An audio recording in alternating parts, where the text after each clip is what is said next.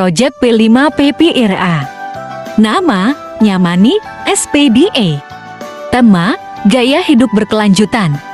Topik, sampah rapi hidup jadi happy. Proyek profil, infografik kebiasaan membuang sampah dan memilah sampah di rumah dan di madrasah. Alur proyek HP5 PPRA. 1. Pengenalan. 2. Kontekstualisasi. 3. Aksi. 4. Refleksi. 5. Tindak lanjut. Alur 1. Pengenalan. Assalamualaikum warahmatullahi wabarakatuh. Bagaimana kabarnya? Masih semangat ya? Alhamdulillahirrahmanirrahim. Sebelum kita mulai pelajaran pada siang ini, kita berdoa dulu dengan membaca basmalah bersama. Bismillahirrahmanirrahim. Saya mau mengenalkan terkait dengan terima PPRA 3. Dalam tema ini saya akan mengenalkan yaitu tentang tema yaitu gaya hidup berkelanjutan. Topiknya adalah sampah rapi hidup jadi happy. Kemudian saya akan mengenalkan terkait dengan infografik. Nah, infografik kebiasaan membuang dan memilah sampah di rumah dan di madrasah. Jadi kamu harus bisa membedakan apa yang dinamakan sampah organik dan apa yang dinamakan sampah non-organik. Sampah organik adalah sampah yang mudah untuk membusuk, mudah hancur, mudah lebur. Ini adalah sampah yang contohnya seperti apa? Daun, kertas, kayu dan sebagainya. Kemudian kalau sampah non-organik seperti plastik, karet, besi, kaleng dan sebagainya. Ini nanti kamu harus bisa membedakan. Pernah lihat para perosok keliling, ya? Nah, rosok keliling itu kan dibedakan. Ini besi, ini atom, ini plastik, ini kertas. Ya, nah, kalian nanti akan saya ajak keliling ke lingkungan madrasah untuk melihat kondisi sampah-sampah yang ada di lingkungan madrasah. Setuju ya? Siap ya? Yakin? Semangat ya? Nanti kalian harus bisa membedakan. Oh, ini sampah organik, ini sampah non-organik. Karena sampah ini nanti akan berdampak. Sampah itu akan berdampak. Ada dampak positif dan ada juga dampak negatif. Dampak negatifnya apa? Contohnya, kalau kita membuang sampah sembarangan, tidak bisa memanage, tidak bisa mengatur sampah itu, nanti kita akan merugi sendiri. Paling tidak daunnya tidak enak. Karena apa? Karena campuran. Kemudian nanti dalam hal pengolahnya juga akan sulit. Kalau sampah itu tidak dikondisikan, menggunung, menyumbat selokan-selokan, bahkan kalau banyak itu akan mengakibatkan apa? Banjir. Lingkungan kita harus sehat. Caranya sehat, sampah itu harus dikondisikan. Alur 2. Kontekstualisasi. Kita masuk pada tahapan pertama yaitu di lingkungan madrasah melihat kondisi sampah-sampah yang ada.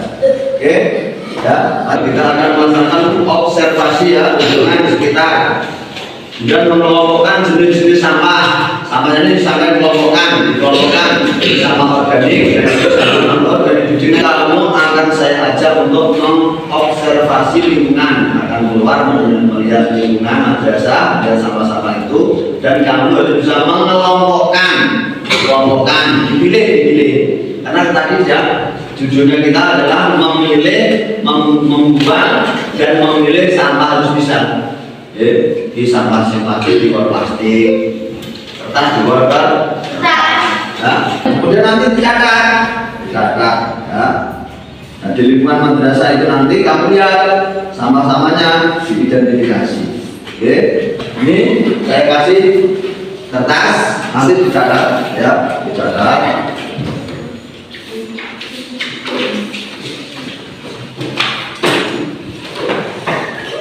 Oke, ini anak untuk mencatat ada sampah yang organik atau enggak, ada sampah yang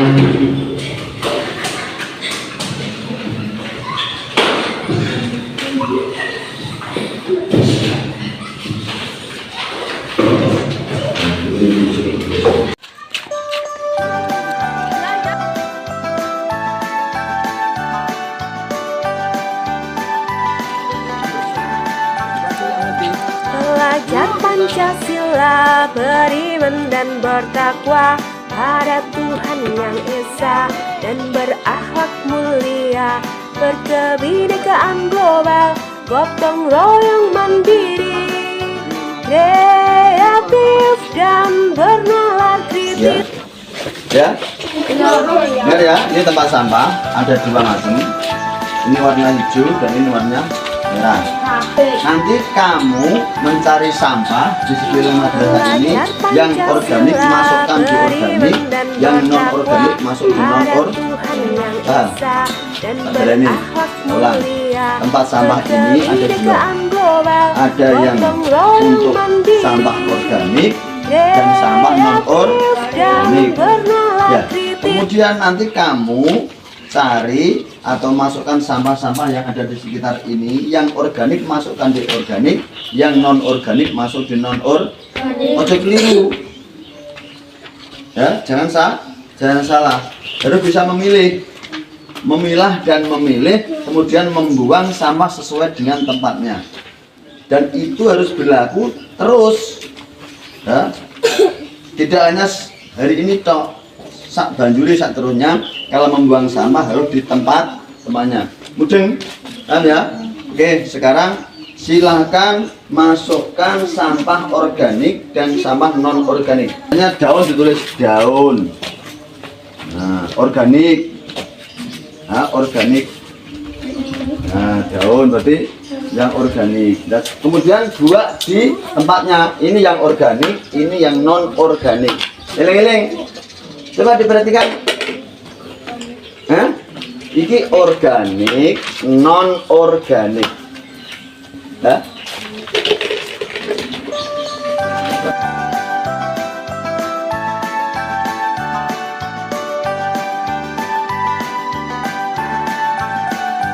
Belajar Pancasila, beriman dan bertakwa pada Tuhan yang Esa, dan berakhlak mulia, berkebinekaan global, gotong royong mandiri, kreatif dan bernalar kritis.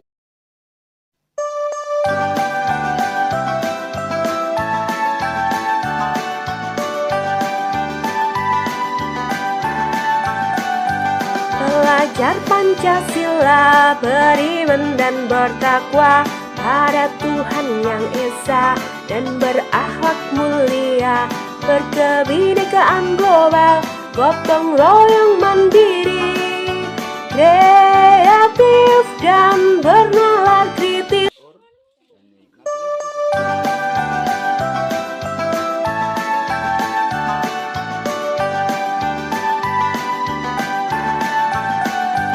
Belajar Pancasila, beriman dan bertakwa pada Tuhan yang Esa, dan berakhlak mulia, berkebinekaan global, gotong royong mandiri, kreatif dan bernalar. Ya. Kemudian Organik. Ini apa, Pak? tadi sudah yang mudah melebur itu namanya organik.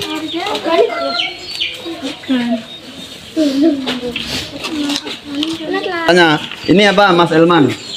Ini apa? Sampah apa? Termasuk sampah apa? Organik. Coba masukkan organik. Kemudian ini apa?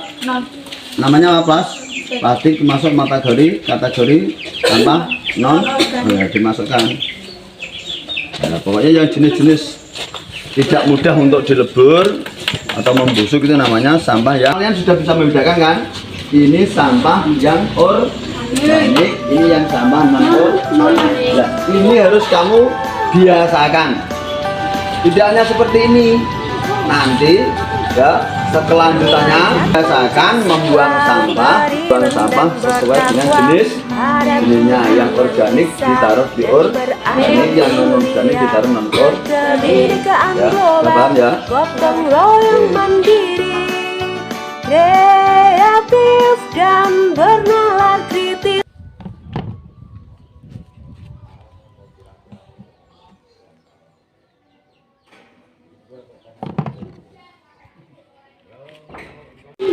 Oke ya, Mbak, sekarang setelah kita berkeliling di tempat sampah, di tempat pembuangan sampah, tadi sampah itu ada berapa jenis? Ada dua, jadi sampah organik dan sampah non organik.